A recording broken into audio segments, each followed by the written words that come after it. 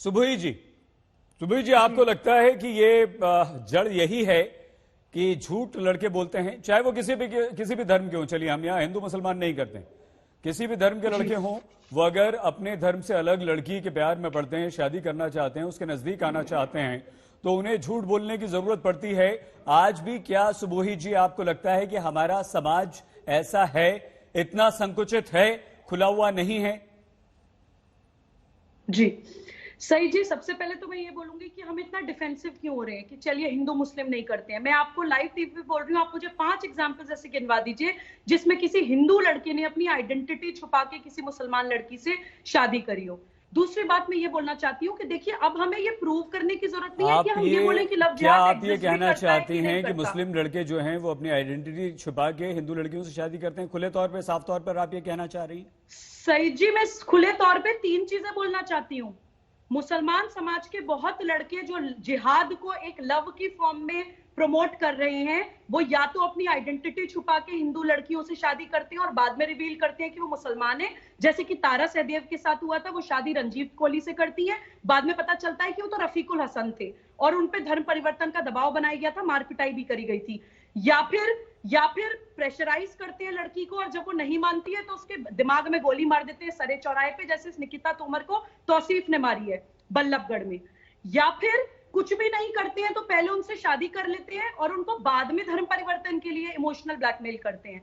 तो देखिए, इस तरह के बहुत सारे एग्जांपल्स हैं। लव जिहाद बहुत सारी फॉर्म्स में हमारे देश में दिख रहा है। मैं ब्लूप्रिंट की बात करना चाहती हूँ, प्लीज। मैं इस तुच्छ राजनीति में नहीं पढ़ना चाहती आज, क्योंकि हमारे देश की बच्चियों का सवाल है।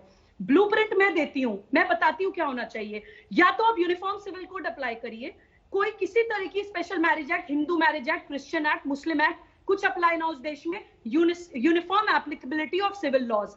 या फिर स्पेशल मैरिज एक्ट में अमेंडमेंट हो कि इस देश में जितनी भी शादियां होंगी डिफरेंट फेथ्स की, वो सिर्फ स्पेशल मैरिज एक्ट में होंगी। कोई भी धार्मिक तरह से शादी डिफरेंट फेथ्स में मानी नहीं जाएगी। यूनिफॉर्म सिविल कोड की आप बात कर रही हैं, वो बहस तो लगातार चल रही है सुबह जी। ठीक है, आप सलाह दे रही है, सलाह आपसे बात मिलेगी। आपने अपना पॉइंट बहुत अच्छी तरह से क्लियर कर दिया। सही जी, थर्ड ऑप्शन, बात पूरी नहीं हुई है। लव जिहाद एक गजवाए हिंद की स्ट्रैटेजी है हमारे देश के खिलाफ। तो लव जिहाद के लिए बिल्कुल स्पेसिफिकली एक अलग से भी लॉ इस देश में आ सकती है। That is the need of hour. अब हमें इसमें डिफेंसिव मोड में रहने की जरूरत नहीं है। 135 करोड़ लोग चिल्ला चिल्ला के बोल रहे हैं कि अब हमें ये कानून चाहिए, और यहाँ पे जो ये विपक्ष की राजनीति हो रही है, इसका भी जवाब मैं आपको अपनी नेक्स्ट एयर टाइम में दूंगी।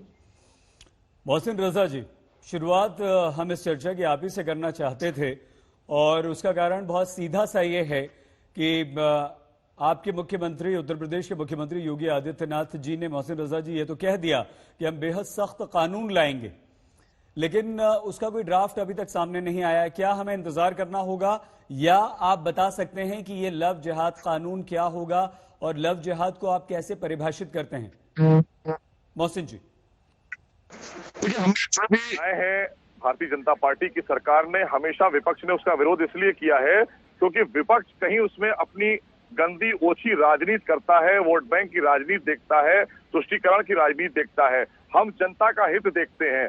हमने जनता के हितों के लिए लव जिहाद को लेकर बार बार हमारे सारे अधिकारियों को बोल दिया गया था। हमारी सुरक्षा एजेंसियां काम कर रही थी, क्योंकि ये पिछली सरकारों से प्रमोट किया गया था। पिछली सरकारों में, अभी कांग्रेस की आपकी प्रवक्ता बोल रही थी, इतना ज्यादा बात कर रही थी कि क्यों कानून लाएंगे, क्यों कानून लगाने की जरूरत है। उन्होंने तो कानून की धज्जियां उड़ाई है। कांग्रेस के नेताओं ने तो कानून और संविधान को तो ताक पर रख के काम किया है। लव जिहाद कानून के बारे में बता दीजिए।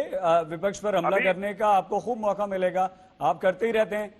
अभी सिर्फ और एक सवाल और पूछना, चलिए बीच में अगर आपको रोका है तो एक सवाल।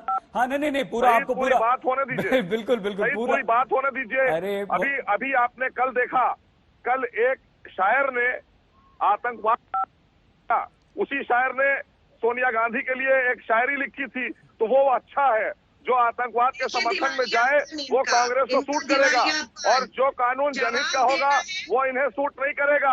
और अभी जो रागी जी ने एक बात कही थी वो बिल्कुल सही है कि ये इस्लाम दीन के बारे में जानते नहीं है, बैठकर यहाँ ठेकेदारी करते हैं। इन्होंने सिर्फ और सिर्फ देश में अलगाव। अलका जी एक सेकंड, अच्छा मोहसिन जी एक मिनट रुक जाइए। मोहसिन जी एक सवाल का जवाब। ये जनहित के लिए ठीक है, जनहित है, मान लिया आपकी बात। आदमी को इसका अधिकार नहीं मिलेगा। आपकी बात मान ली।